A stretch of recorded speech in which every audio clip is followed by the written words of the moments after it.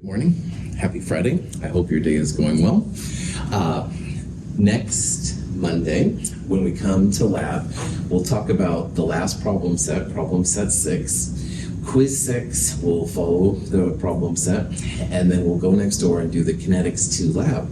And this is the last problem set, the last quiz, and the last lab. So that's kind of exciting.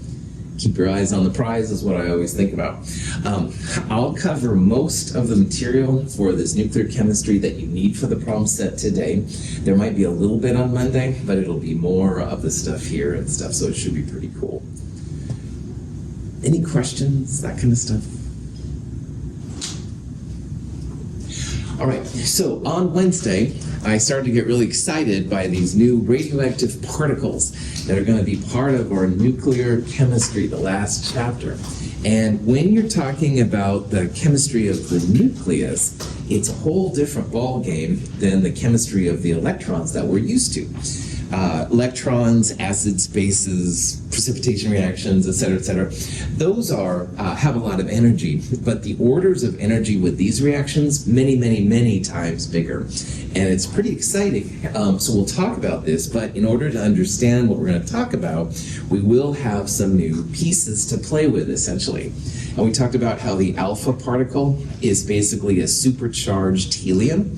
The lower left-hand number is technically the number of protons. The upper left-hand number is the mass number, which is protons plus neutrons.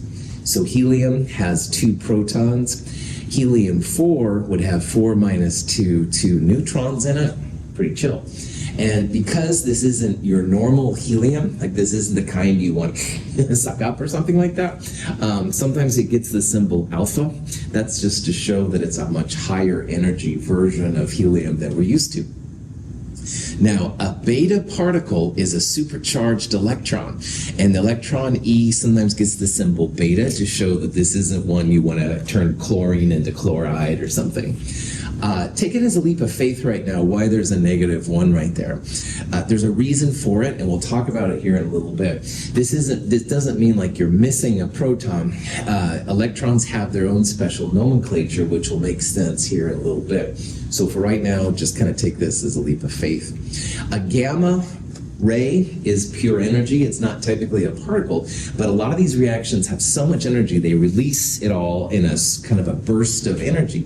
And so a gamma ray, which is, by the way, what the Hulk used and stuff to Bruce Banner to turn into the Hulk, but anyway, you don't need to like pop culture to do well. Anyway, in this class anyway, gamma energy, gamma rays, super high version of electromagnetic radiation. A proton would be 11p, all right? Hydrogen is mostly hydrogen 1, so a proton and a hydrogen are sometimes interplaced with each other, which is fine. A neutron's symbol would be 10n. And the most exciting one to me is the positron. A positron is an anti-electron, and we'll talk more about this in a little bit. But anti-electrons are truly antimatter. This is something that science fiction movies love, but it's actually a real phenomenon. Anti-electron is 0 plus 1 E or 0 plus 1 beta. And we'll talk about that more, as I said, in a little bit. And I showed you this picture here. This shows a regular hydrogen atom versus an anti-hydrogen atom. So a normal hydrogen atom would have a proton and an electron, and it has these 3 quarks inside. And chemists don't usually think about the elementary particles like that too much, but in physics they do, and these 3 quarks supposedly make up a proton. An electron is an elementary particle. An anti-hydrogen has a positron, so an anti-electron, and then an anti-proton also has 3 quarks. They're anti-quarks. It's very cool stuff. If this is ever anything you want to get into, it's really interesting. Again, chemists kind of stop at electrons, protons, and neutrons. They don't go into quarks. But a lot of these things are made up of even smaller pieces, which are really exciting. We'll talk more about it. Now, I'm going to show this video again that we ended with on Friday or Wednesday because it is kind of important. So hang tight. You're aware that radioactive materials give off energy, especially if we expose this sample to ultraviolet light. We can see it go up.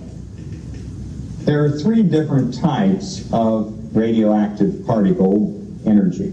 There's alpha radiation, beta radiation, and gamma radiation.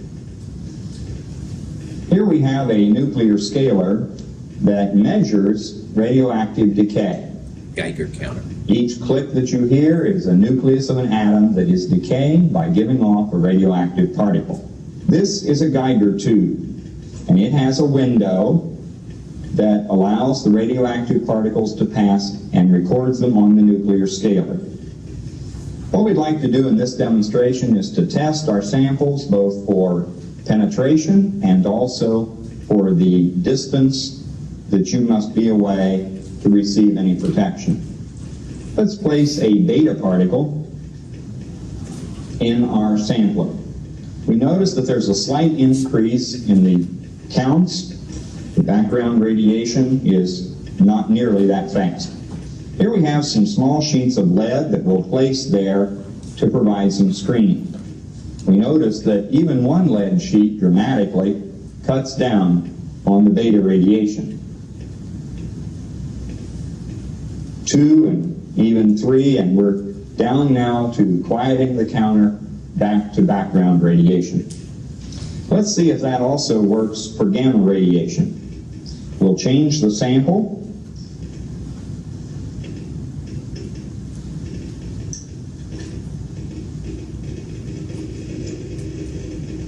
Notice immediately that more energy comes from the gamma. 1 sheet of lead and 2 and even 3 that quieted the beta does not quiet the gamma. We can add even a 4th. Gamma has the greatest penetration of all the radioactive particles, alpha and beta.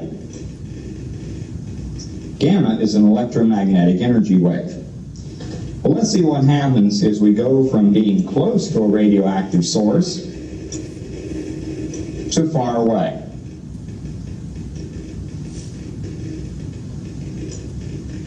We notice that the amount of radioactivity is greatly decreased by distance.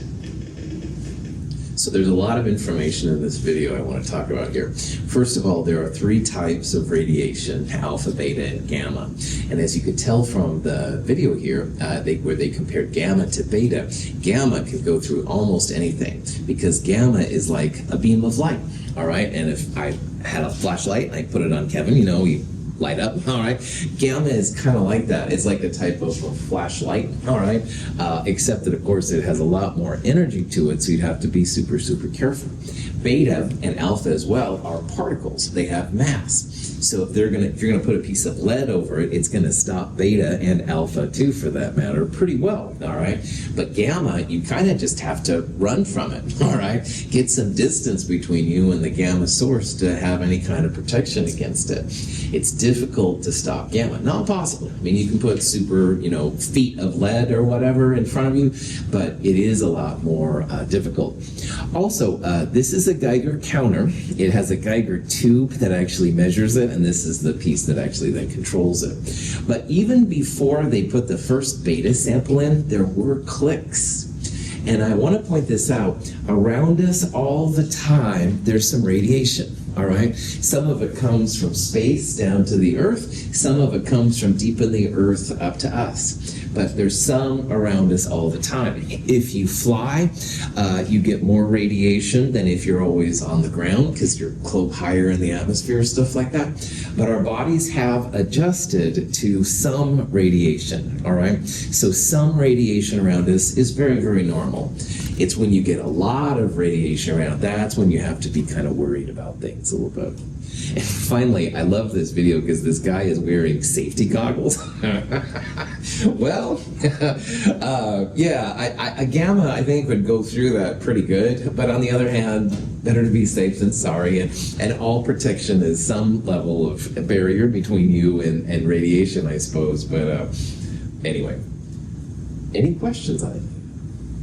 Do you know if there's actually, it says that gamma can't be stopped by lead, but do you know the certain like thickness of lead that is like the minimum thickness required to stop gamma? Really cool question.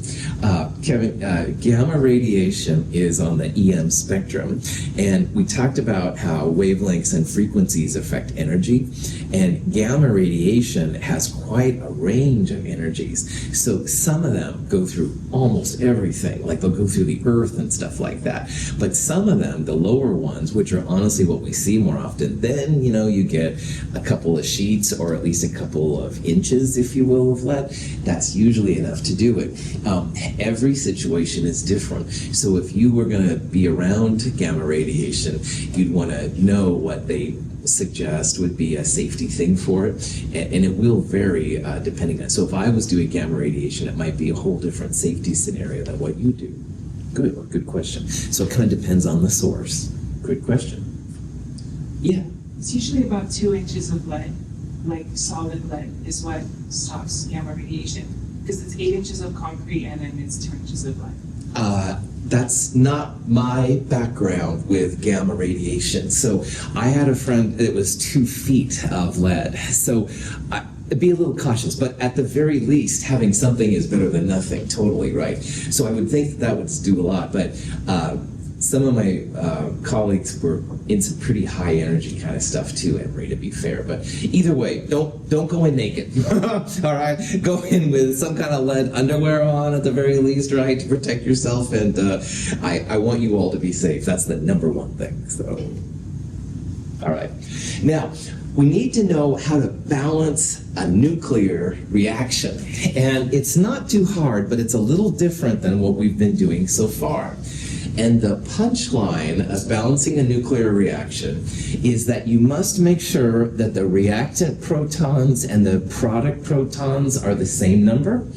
And you should also make sure that the reactant neutrons and the product neutrons are the same number. So this is an example of a balanced nuclear reaction. This is a radium-226. This is the stuff that Marie Curie was playing with or discovered. Radium-226 decays through an alpha particle, which is what helium-4 is, into a radon-222.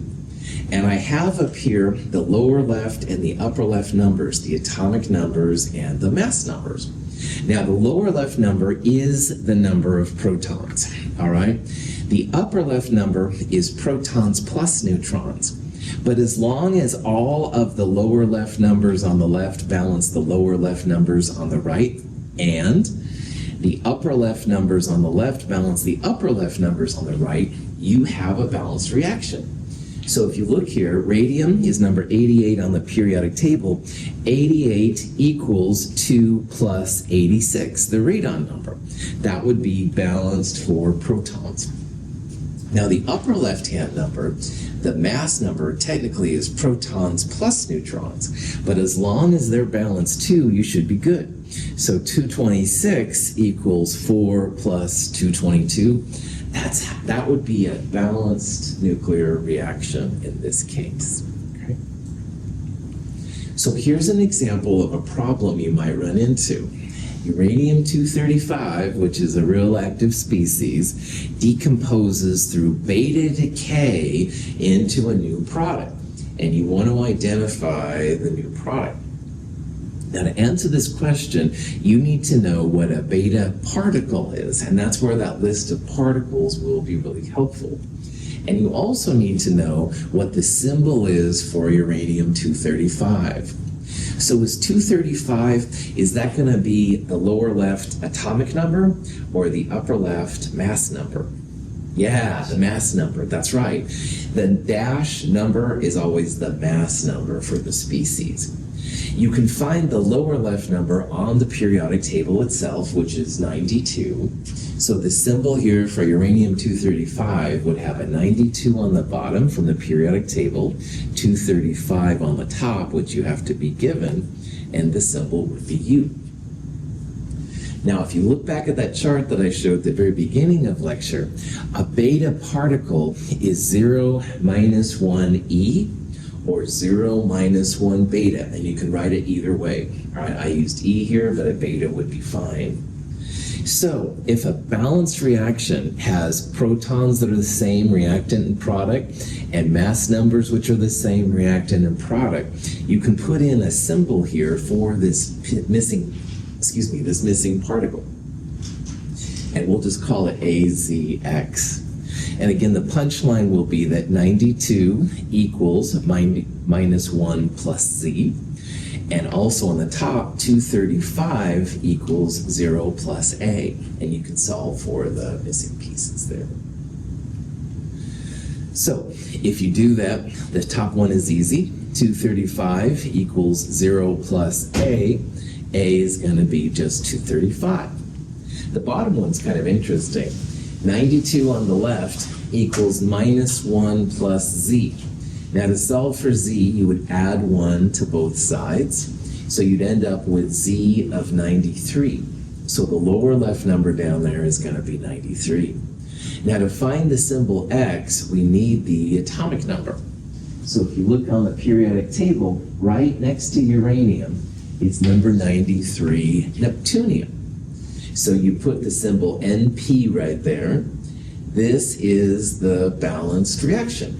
And the identity of the new product, it's a neptunium-235. So if you know beta and alpha and those kind of things, you can put those pieces in and figure it out what it is from there. Question? Cool.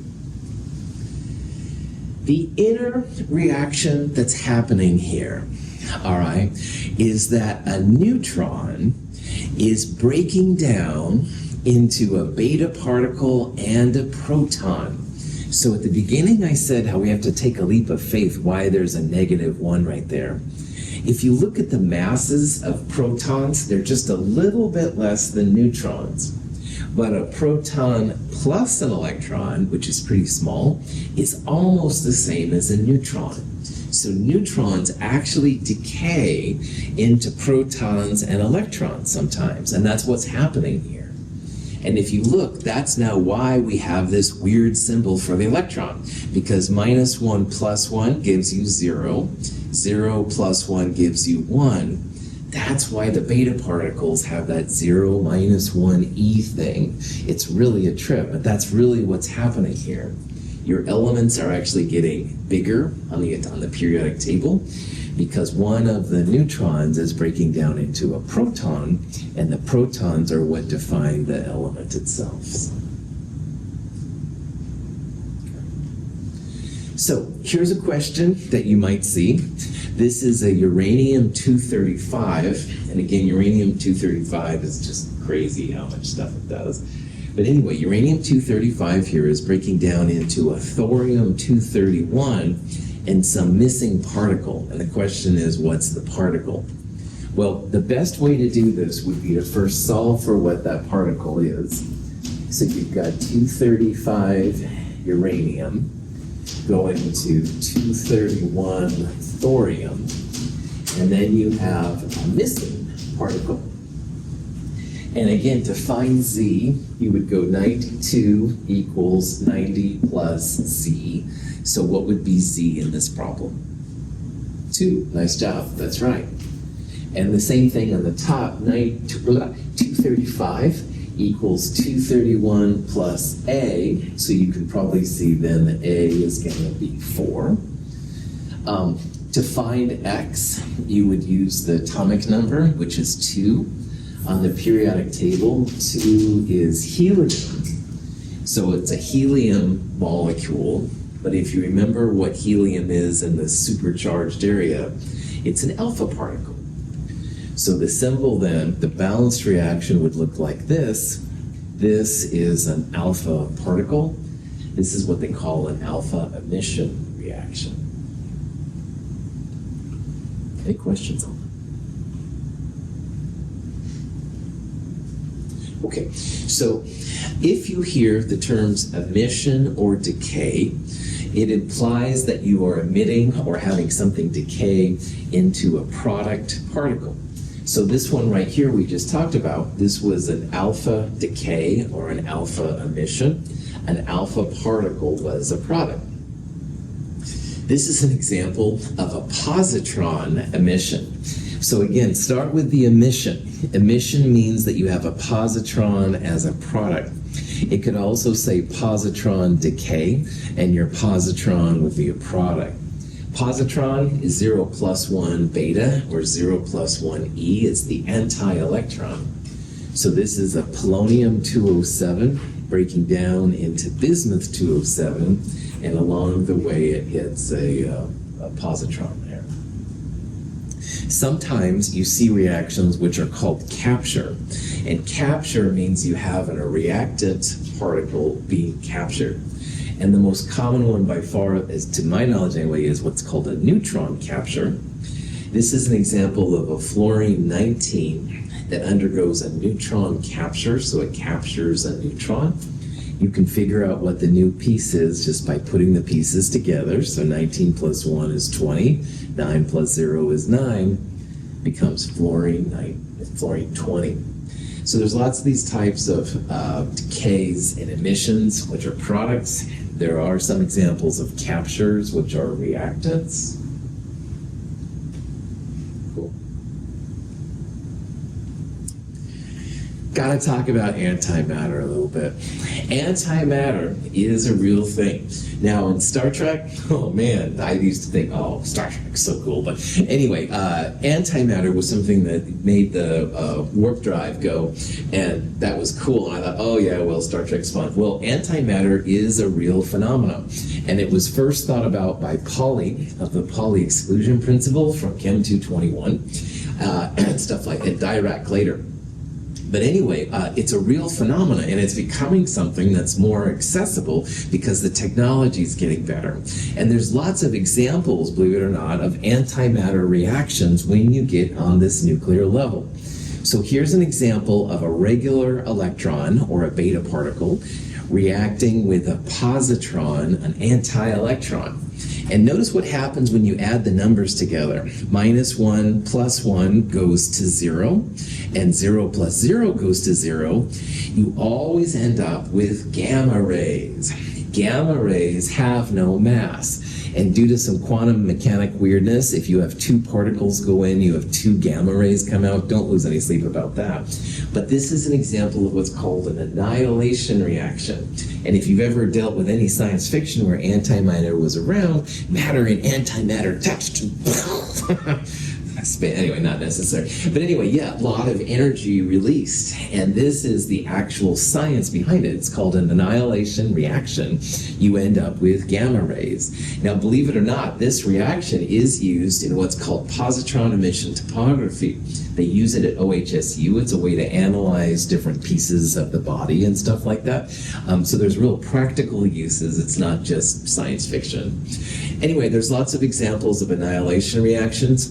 This is an example I looked up once of a neutrino and an anti-neutrino. These are weird things, but they combine, bam, two gamma radiations kind of pop out. I saw one the other day of a proton and an antiproton. They were able to combine to also create two gamma rays. Again, lots and lots of energy released. So antimatter is wild, but it is something that actually exists. Or more specifically, one matter, the other antimatter. You know what you're saying? Matter and antimatter have a tendency to cancel each other out. Why?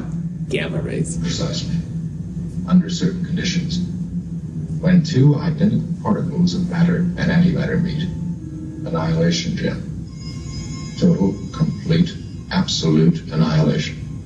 The annihilation reaction. Spock nailed it, man. 1960s. Yeah. Anyway, it is a real thing. You're going to hear more about it. They're hoping to use these kind of reactions in space travel because if you had antimatter, you had a little bit of matter to it, a lot of energy is released, which you could make your ships go forward and stuff like that. So anyway, but you don't have to like Star Trek to do well in my class. But anyway. All right, so all these reactions going back and forth, doing weird things, this leads us into what's called a decay scheme, which exists for all these radioactive particles if they've been studied. And you probably heard uranium is really reactive, and it is, by the way. Well, eventually, your radioactive uraniums and things like that will decay to something stable. And lead is often the stopping point for these different molecules. So this is an example of how uranium-238, which is very, very slow to react, but it does, will eventually end up with a lead-206. And you can see that first it goes from uranium-238 to thorium-234. And notice that 238 minus 234 is 4. So that's going to be an alpha emission. And basically, every time it goes to the left, it's an alpha emission, punchline. However, you can see that sometimes it goes to thorium, to proactinium, I think, and then uranium. If it gets bigger, that's usually going to be the beta decay that we talked about. But anyway, scientists have studied these things, and when the uranium finally ends up as lead-206, they feel that it is stable, all right? Now, these things all have half-lives associated with them, which we talked about in the last chapter, and the half-lives are usually insanely long, all right? But at least this is what scientists can do. They can figure out how these things react and figure out when, eventually, their molecule will become, quote-unquote, safe. Now, another thing that happens, though, with reactions sometimes with these crazy things is you end up with a metastable nuclei. And metastable nuclei, punchline, they have a little M next to them. And you can think about it like this. Protons and neutrons in the nucleus, to be as stable as possible, are mixed well. But you can also have, like in the nucleus, all the protons on one side and all the neutrons on the other side. That's an unstable interaction of protons and neutrons. And the nucleus isn't going to survive that way very long unless they remix. So the metastable is when the protons and the neutrons are like on opposite sides of the nucleus. And if you don't have the M, that means it's the stable version of the nucleus. So when you have a metastable, they always decompose to the regular version, and they release a little energy in the process. And technetium is the classic example of a metastable nuclei. It can be used to be a very gentle gamma ray emitter, which can be used for identifying pieces of our body and stuff like that. So if you see that little M, they always decompose it to just the normal version of the nucleus plus a gamma ray. Medical imaging has a lot of these inside. Technetium is the classic one, but I guess they're using other ones now, which is really cool too.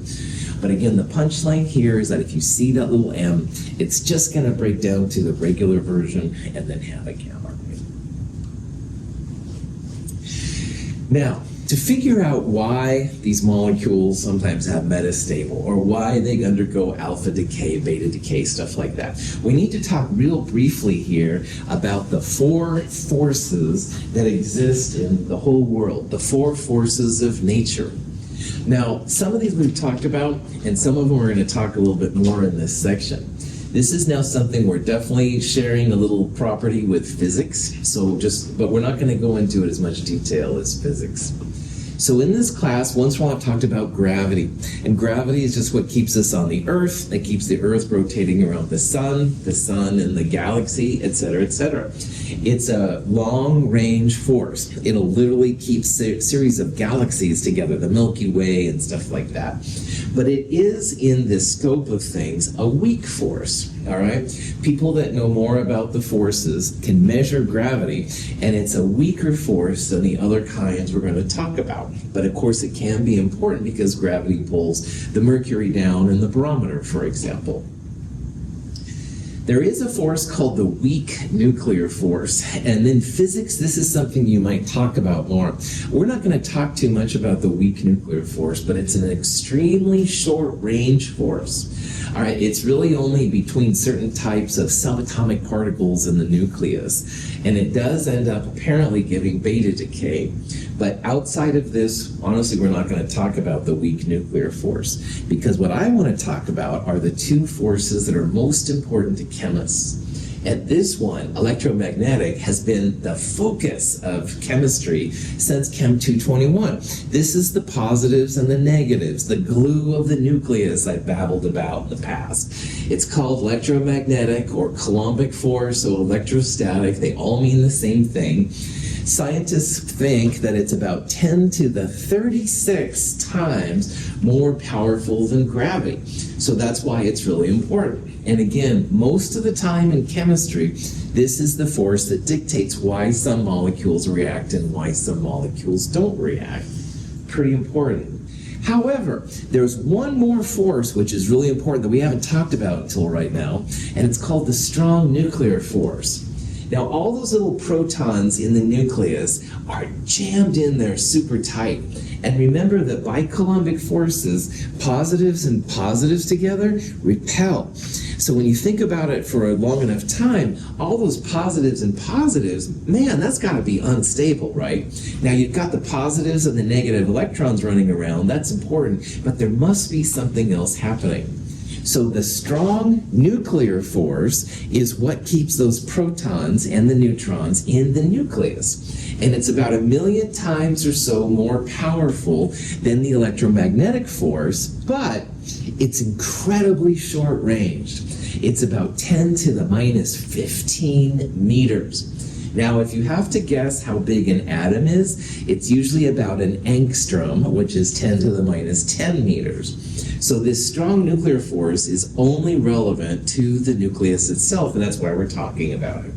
So the strong force keeps the protons and the neutrons happy in the nucleus. But it's such a small distance that it works, it doesn't work for very long. So now with our new Chem 222 nuclear chemistry version of the atom, there's actually two things that keep it together. The main glue is that positive negative. All right, that's where electrons go and come from. That's the acids and bases, the redox reactions, all that kind of stuff. But to keep those protons in the nucleus, you must have the strong nuclear force. However, because it's such a short-range force, we're going to see some examples of where it begins to break down here in a little bit. So, the glue that holds the nucleus together is the strong nuclear force. The glue that holds the entire atom together is the electromagnetic force. And with those two things, you can kind of figure out then how things work in terms of atoms. Questions? So, nuclei become unstable, not because the positive-negative electromagnetic force begins to trip out. It's because that strong nuclear force begins to shut down. It only goes such a small distance. As the atom gets bigger and bigger and bigger, then you end up with positives and positives next to each other. That's that electromagnetic force interacting, and the atom begins to break down. Neutrons put in the nucleus does help because it dilutes the positives. If you can put a neutral neutron between two protons, it keeps those protons like a little bit further apart. And that's why neutrons are really important. But even neutrons begin to break down. They aren't powerful enough to keep those positives from repelling. So an interesting thing happens on the periodic table. Up to calcium, the most stable nuclei occur roughly where protons and neutrons are equal to each other. There are some exceptions, but overall that's the case. Now, magnesium is number 12, and the molar mass is about 24 grams per mole. So 12 times 2 is 24. That's the common thing that you see up to calcium. Protons times 2 equals the molar mass. And again, it's not perfect, like sodium is a little wonky, but more often than not, the number of protons times 2 is roughly what the most stable nucleus is. That's because neutrons and protons are about equal, with some exceptions.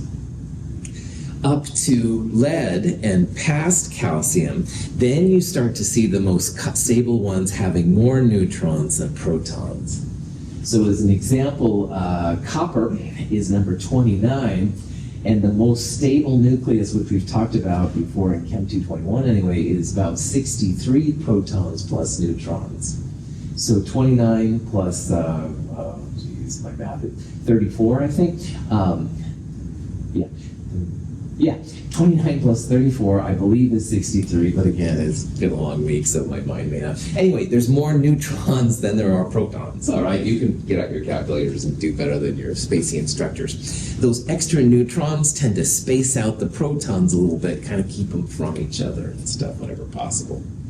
But boy, past lead, scientists think that all the isotopes are unstable and radioactive. So lead is the last one that's considered truly stable, at least the most common version of lead. Some of them have really long half-lives, and it's hard to say what exactly a stable nucleus is to a point. However, if you have to make a guess, you would say that past lead, everything in theory is going to start breaking down. Now, if it breaks down in a millisecond or a million years, that's something you should look into. But in theory, everything past lead will start to break down. So scientists made graphs like this, which are actually pretty cool. On the y-axis here is the number of neutrons. Sometimes you'll see it's the mass number. On the x-axis is the number of protons. And if you look real carefully, there's little black dots in the middle and little red dots around the thing on the outside. Now, the black dots are the stable nuclei that are known, all right? So, for example, carbon down here with 12 protons would be carbon-12, 6 protons, 6 neutrons. The red dots are the unstable nuclei. So, for example, hydrogen has hydrogen-3, which is unstable. Carbon is carbon-14, et cetera, et cetera. Notice how the black dots in the middle are kind of surrounded by red dots on the outside. So sometimes you'll hear this expression. This graph represents a peninsula of stability. So a thing of land that goes out into the sea, that's the black dots, surrounded by a sea of instability, the red dots. Now, a peninsula is like a part of land that goes out into the sea and the water goes around it.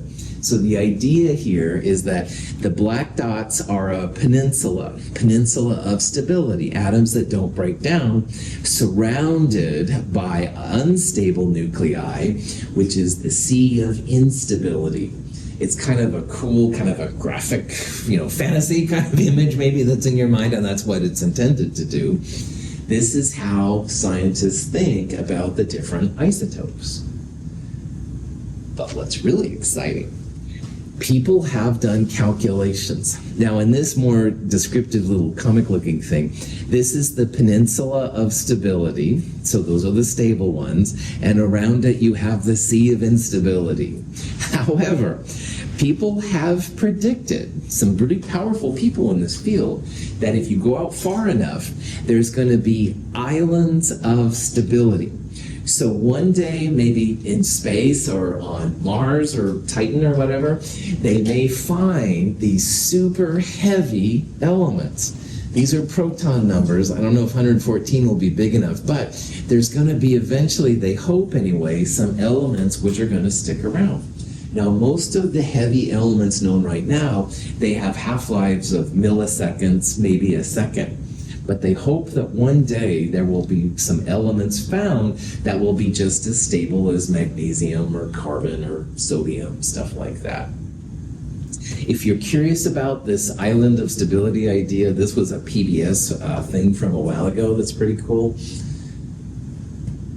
Questions? All right.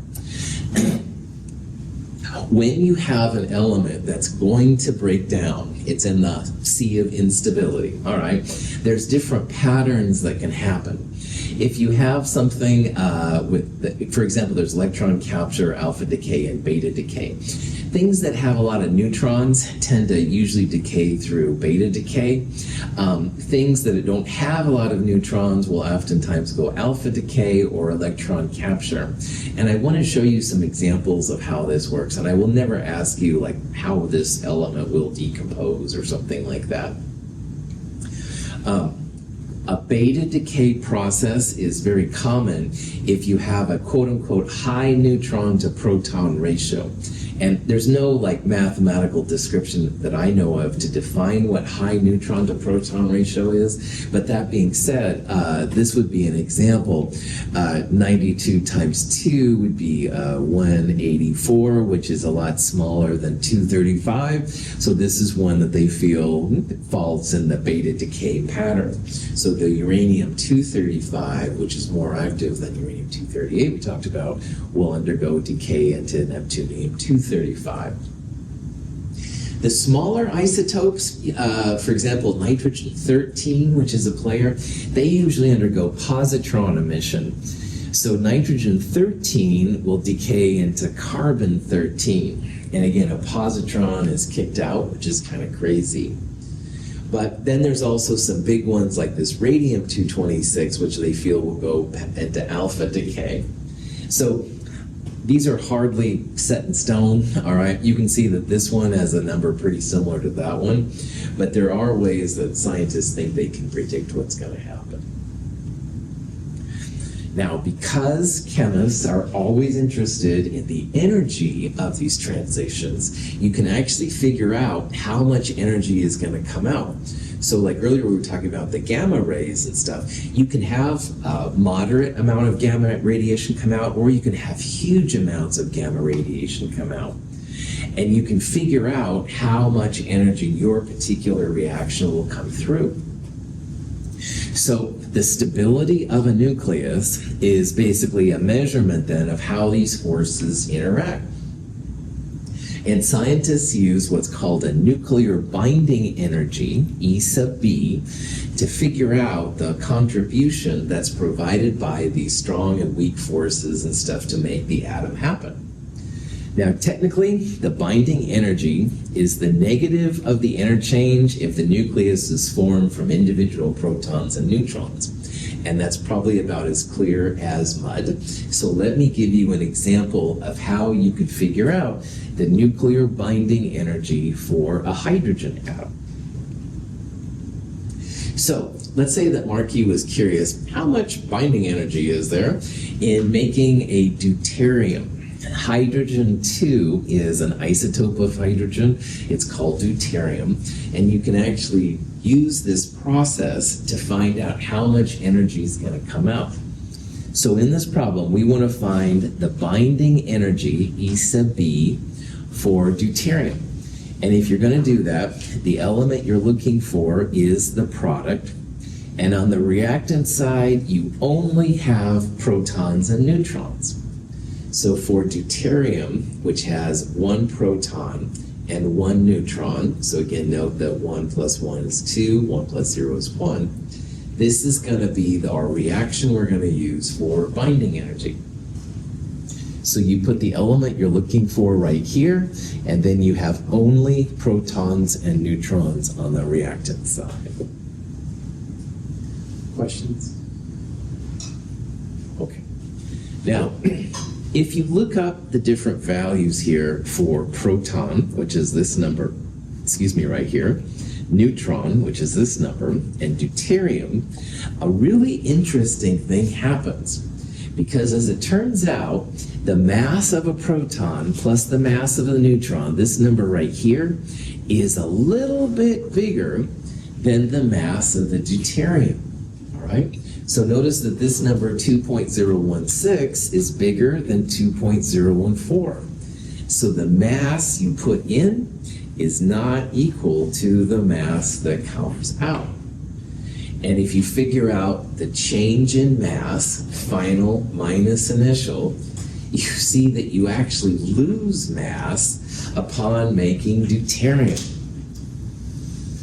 Now, this is a problem for us because I've been making you balance equations since Chem 221, or whoever you had for Chem 221. It's a big part of chemistry, right? And here I'm admitting, whoa, proton plus neutron is not equal to the deuterium. So this at first seems like a real challenging kind of thing. But remember, something has to make deuterium form, all right? It doesn't just decide one day to happen. So thankfully, Einstein came along, and Einstein has a famous equation, E equals mc squared. And we can use that here. Now we're going to use delta E equals delta M times c squared, but we're going to figure out how much energy that missing mass accounts for. So Einstein came up with this reaction, E equals mc squared. When you use this equation, you have to turn grams per mole into kilograms per mole. A kilogram is an SI unit, and we want units in joules. So you have to go joules per mole into kilograms per mole. This is the speed of light from Chem 221, 2.998 times 10 to the 8th. We're going to square it. And if you multiply all of these things together, you get this number, minus 2.15 times 10 to the 11th joules per mole. Now, several of you this week in your papers had energy reactions, all right? Calcium hydroxide, calcium oxide, there was one about propane, which was cool, and all of your reactions, which, by the way, that was really neat. Most of those energies were like 10 to the 3rd, 10 to the 6th, maybe, joules per mole, all right? This is 10 to the 11th joules per mole. And I want you to just appreciate here how making an element orders of magnitude larger than anything else that we've done in chemistry so far, all right? Like think about like sodium in water, which is a really cool reaction to watch. That's 10 to the 6th joules per mole. It's a lot of energy, but it ain't 10 to the 11th, all right? That's orders larger than what we're talking about here. So this energy, making an atom, is huge compared to everything else that we've looked at. It's the biggest amount of energy that I know.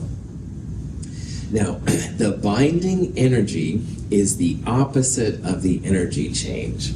So what that means is you make the negative positive.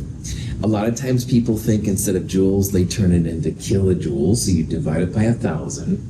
But it comes out to be a number 10 to the 8th kilojoules per mole. And that is the energy that you essentially get out upon making an element. And this is good because if you didn't have these kind of huge numbers, all of our bodies wouldn't be here because our bodies are carbon and hydrogen and oxygen and nitrogen and stuff like that. And in the Big Bang, it was at best protons and electrons running around. Something had to make them form.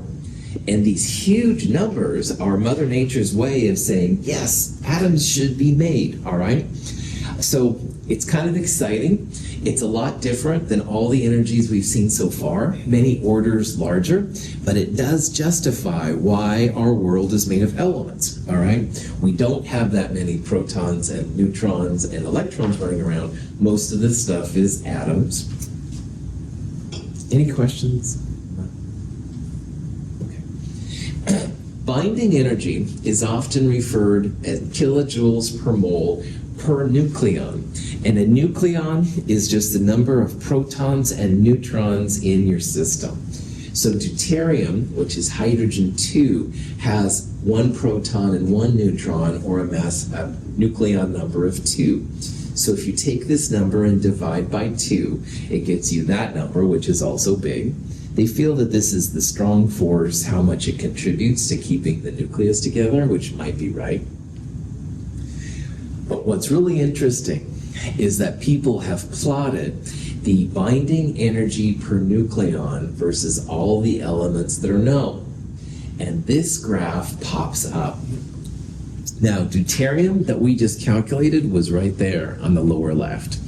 But you can see how the trend of this curve goes up, up, up, up, up, until you get to iron 56, and then it starts to go down.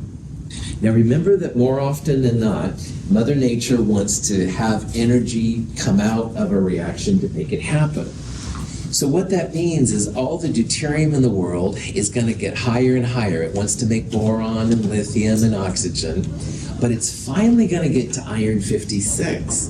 And then you can't go left or right and make any more energy. You've kind of hit the top. Same thing over here with the bigger elements. Uranium-238 is going to want to go this way to make eventually iron-56, but then it's going to stop. So I'm running out of time. Iron-56 is an important thing in thermodynamics because it kind of represents the ultimate reaction, the ultimate element to make. But once you make iron-56, everything stops. You can't make other elements from iron-56. I'll talk about this more on Monday. Any questions? All right, thank you for being here. Have a good weekend. See you Monday.